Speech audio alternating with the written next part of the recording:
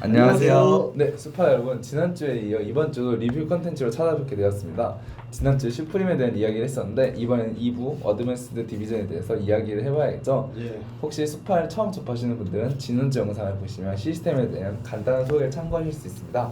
네, 이번 주 너구무 씨 인사 한번 부탁드릴게요. 네, 안녕하세요. 작년 수파 7기 대운영팀에서 슈프림 디비전 컬럼을 담당했던 신영이라고 합니다. 반갑습니다.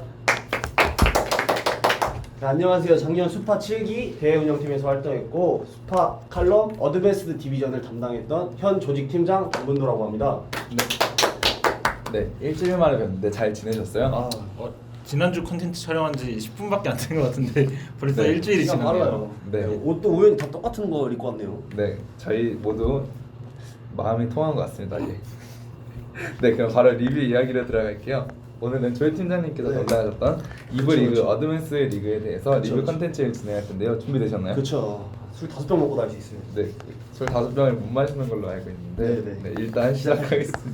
네, 지난 시즌 참가한 팀들과 순위표에 대해서 간단히 소개 한번 부탁드릴게요. 예, 신입표 나오죠, 콘 팀장님. 네.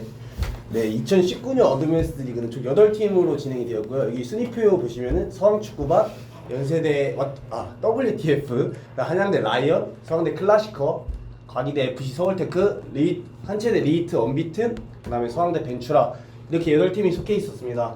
네, 특이한 점으로는 서강대학교가 3팀이 속해 있었다는 점인데요. 우선 이 세 팀이 상위권, 중위권, 하위권으로 골고루 분포되어 있다는 점이 흥미로운 점입니다. 또 7전 전승으로 서강축구반이 우승을 했고요. 그 다음으로 연세대 WTF, 그다음에 베이직으로 가게 된 두 팀은 한체대 언비튼과 서강대 벤츄라가 되었습니다. 네, 같은 학교 더비가 상당히 많았죠. 이번 2부 리그도 마찬가지로 순위표만 보고는 어떤 식으로 흘러가는지 감이 안 잡히는데요. 전체적인 리그 흐름은 어땠나요? 전체적인 리그 흐름을 요약해드리자면 일단 1강 4중 3약이라고 표현을 하고 싶어요. 한 팀이 독주를 했고 네 팀이 잡으려고 했지만 그 잡히지 않는 그 공허함 그런 게 이제 느껴지는 시즌이었고 서강축구반을 말씀을 드리자면 약간 올 시즌 EPL의 이 리버풀 같은 그런 존재라고 말씀을 할 수가 있는데 한 가지 다른 점이 있다면 서강축구가 우승을 했고 리버풀은 여기까지 네. 하겠습니다. 네, 여기까지 리버풀 하는 게 팬들이 좋을 것 같습니다. 많으시니까 여기까지 네. 하겠고 네, 또 이제 다른 팀들 4팀 뭐 WTF나 라이언, 클라시커, 서울테크 역시도 승격을 위해서 치열하게 경쟁을 했지만 결국 우승자는 WTF가 되었습니다. 뭐 독주하는 팀이 한 팀 있었지만 그래도 역대급으로 재밌었던 시즌이라고 말하고 싶네요. 네, 제가 봤을 때 지난 시즌 어드밴스 디비전 정말 재밌었는데요. 이 팀 이야기를 안 할 수가 없겠죠. 7전 전승 서강축구반의 우승, 그 원동력은 무엇이라고 생각하시나요? 네, 서강축구반의 경우에는 전 포지션에서 약점이 없었다는 점이 전승 우승의 원동력이 되었던 것 같습니다. 우선 3골 가까이 되는 득점률과 0점대 실점률 그리고 탄탄한 미드필더진까지 뭐 하나 빠지는 곳이 없었습니다.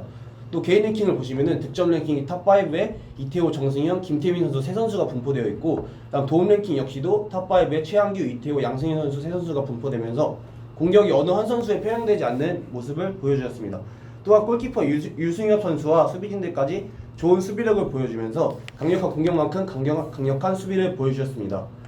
네, 오히려 한 선수가 끌고 가는 팀은 성적이 잘 나온다 해도 그 선수가 기복이 있는 날에는 경기가 잘 안 풀리는 경우가 많은데 네. 서강축구반에는 모두가 팀을 끌고 가면서 좋은 성적을 이뤄냈다고 생각을 합니다. 네, 그럼 지난 시즌 서강축구반 정말 대적할 팀이 없었죠. 다음은 WTF와 라이언의 뒤바뀐 운명에 대해서 이야기를 해볼까 이 경기 하는데 정말 재밌었죠. 네, 마지막 날 승격이 결정된 날이었어요. 네, 맞아요. 마지막 경기에서 두 팀이 운명이 바뀌었습니다. 네, 이 경기 진짜 재밌었는데 우선 라이언이 1라운드에 서강축구반에 패한 이후에 4연승을 달리면서 2위를 달리고 있었고 또 WTF도 3연승을 달리면서 동일 승점 12점으로 이제 마지막 라운드를 남겨두고 있었어요. 이제 그런 상황에서 라이언이 득실차가 조금 더 높아서 우위에 있는 상황이었는데 흐름상으로는 WTF가 조금 더 좋은 상황이었어요. 근데 이제 막상 경기가 시작이 되고 WTF가 선제골을 넣으면서 라이언은 급해지고 하지만 이제 경기 종료 5분 전에 라이언의 권준영 선수가 동점골을 넣으면서 승격의 불씨를 살렸습니다. 하지만 WTF의 이제 외국인 용병 선수죠. 수파 캉테 콜린스 선수가 경기 종료 2분을 남겨두고 이제 중거리 슛으로 경기를 다시 2대1로 다시 만들면서 WTF가 결국에는 마지막으로 웃을 수 있었습니다. 우선 전체적인 시즌 경기력 자체는 라이언이 훨씬 좋았는데요. 풀백에서 시작해서 강력한 사이드로 공격을 보여주는 라이언은 전체적으로 봐도 탑 클래스의 공격력이었습니다. 네, 반면에 WTF는 경기당 득점이 한 골도 안 되는 그런 득점력으로 승적을 읽어냈어요. 그 승격을 읽어낸 이유에는 막강한 수비력이라는 장점이 있었는데요.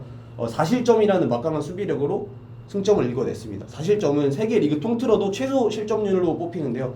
무려 4경기를 클린시트로 막으면서 승격을 읽어냈습니다. 네, 짠물의 대명사라고도 할 수 있겠네요. 그쵸. 너무 짜요. 네, 그 조이 팀장님을 보면은 그 콜린스 선수를 편애하시는 경향이 없지 않아 있는 것 같아요. 아, 콜린스. 혹시 제 착각인가 궁금합니다. 제가 약간 또 글로벌한 그런 선수들을 좋아하기 때문에 네, 또 많은 대화를 해보고 싶습니다. 연락 주세요. 네. 그 WTF 공격진들에 대해서 얘기를 잠깐 해볼게요. 네. 그 리그제가 도입된 17년도부터 네. 그 승격 팀들은 전부 다 득점이 상당히 높았는데 이번에는 상당히 낮은 득점으로 네. 승격을 성공했어요. 이것에 대한 이것에 대한 결과는 역시 수비의 네, 그렇다고 볼 수가 있죠. 6득점이라는 것 자체가 저희가 좀 7경기인데 6득점이면 경기당 한 골도 안 되는 득점력인데 지금 현재 저희가 리그제가 도입된 이후에 6득점으로 승격을 한 팀이 없어요. 심지어 어드밴스드 하이 3개 팀의 득점 평균이 5.7골인데 WTF가 6득점으로 승격을 했다는 거는 그만큼 수비가 짜다는 걸 보여주는 거죠. 네, 그러면 슈프림 WTF도 슈프림을 올라갔을 때 공격에서 조금 더 집중을 할 수 있다면 영향을 충분히 보일 수 있다고 생각합니다. 네, 그렇죠. 네. 클래시커는 한때 1부 리그에도 있었는데 지난 시즌은 어드밴스드에서도 큰 영향을 발휘하지 못했어요. 이 이름값을 되찾을 수 있을까요? 네, 클라시코도 요즘에는 예전 경기력만큼 경기력을 못 보여주고 있는데요. 사실 시즌 초반에는 클라시코가 우승 후보라고 생각을 했어요. 이제 언비튼과 벤츠라를 때려잡을 때까지만 해도 저는 클라시코가 우승을 할 수 있겠다라고 생각을 했는데 후반기에 안 좋은 모습을 보여주면서 중위권에 머무르고 말았습니다. 그래도 네, 그 상하관계의 격차가 상당히 컸죠. 네, 그렇죠. 그 아무래도 강팀에겐 약하고 약팀에게 강한 모습을 많이 보여주는데요. 강팀들에게는 3패를 당하면서 약한 모습을 보여주었지만 약팀들은 3승 1무로 무패를 기록하면서 이길 때 확실히 이기는 팀이라는 것을 보여주었습니다. 그 원동력에는 김동현 선수가 있었고 또 5도움을 기록을 하면서 클래시커를 멱살 잡고 끌고 가는 그런 모습을 보여주었습니다. 네, 김동현 선수가 어시스트 결국 도움만까지 차지했었죠. 네, 그렇죠. 네, 저도 클래시컬 슈프림에서 다시 만나길 기대하고 있겠습니다. 네. 또 아쉬웠던 팀이 있어요. 바로 과기대학교 FC 서울테크인데요. 서울테크에 대해서도 한 말씀 해주시죠. 서울테크도 저도 이번 시즌 유력한 승격 후보라고 생각을 했었는데요. 이유는 바로 흐름이었습니다. 왜냐하면 17년도에 베이직 시즌에서 5경기 무패, 그다음 18년도 어드밴스드 7경기 무패를 기록하면서 12경기 연속 무패를 기록하고 있었어요. 그러면서 이제 1라운드에서 리히트와 비기면서 무패 기록을 한 경기 더 늘려갔지만 라이언에게 4대1로 패하면서 기록이 깨지고 말았습니다. 그리고 이제 3라운드부터 7라운드까지는 진 기록도 나왔는데요. 5경기 동안 연속으로 이제 한 골 차로 승리하거나 혹은 패배했다는 점입니다. 이것이 의미하는 바가 없을 수도 있는데 의미를 부여해 보자면은 그만큼 아쉬운 경기가 많았다는 점을 볼 수 있습니다. 특히 5라운드에서 서울축구만을 잡을 수도 있었던 만큼 실력은 증명됐다고 볼 수 있는 점이겠죠. 좀 공수 밸런스만 늘려간다면 서울테크도 좋은 모습을 보일 수 있을 거라고 생각합니다. 네, 서울테크는 저번 시즌 2018 시즌 네. 무패하면서도 승격하지 못한 걸 상당히 아쉽게 그렇죠. 생각하고 있겠어요. 네, 그렇다면 3약으로 표현하셨던 삼약. 리히트와 언비튼 그리고 벤투라에 대해서 한번 어떻게 생각하시는지 알고 싶습니다. 네, 제가 뭐 약팀이라고 표현했지만 축구 잘하는 팀들이에요. 잘하는 팀들이고 저보다 다 잘해요. 잘하는데 네, 사실 세 팀을 물론 그렇죠. 보면은 전반기에는 다 약간 아쉬운 느낌이 있었어요. 근데 이제 막바지에 발전된 모습을 보여주면서 어느 정도 유중의 미를 거두면서 시즌을 마무리할 수 있었다고 생각을 합니다. 결국 언비튼과 벤츠라 강등을 당했지만 리히트도 거의 비슷한 레벨의 팀이라고 생각을 해요. 그렇기 때문에 강등권 싸움이 7라운드에서 결정이 되었을 정도로 치열했던 것 같습니다. 네. 사실 어드밴스드 리그가 다른 리그에 비해서 상위권과 하위권의 갭이 그렇게 크진 않았던 것 같아요. 그래서 이제 언비튼이나 벤추라가 베이직을 가서도 다시 지배를 해서 다시 올라올 거라고 생각을 하고 있고요. 또 사실 리히트랑 언비튼에게는 기대했던 것보다 약간 실망한 부분이 있어요. 아무래도 한 체대 소속이죠. 네. 또 체대라는 그런 특성도 있고 피지컬이 뭐 월등히 좋은 건 아니었지만 기동력이랑 체력만큼은 다른 팀보다 훨씬 좋았다고 생각을 하는데 언비튼의 경우에는 선제골을 굉장히 많이 넣었어요. 시즌 진행하면서 선제골을 많이 넣었는데 후반 집중력이 무너지면서 많이 패배하는 모습을 보여줬기 때문에 집중력이 조금 아쉬웠고 뒷심이 부족했군요. 그렇죠. 또 리히트 같은 경우에서도 사실 6라운드까지 꼴찌였기 때문에 또 성공한 시즌이라고 보긴 어려울 것 같아요. 그쵸 운영 팀장님?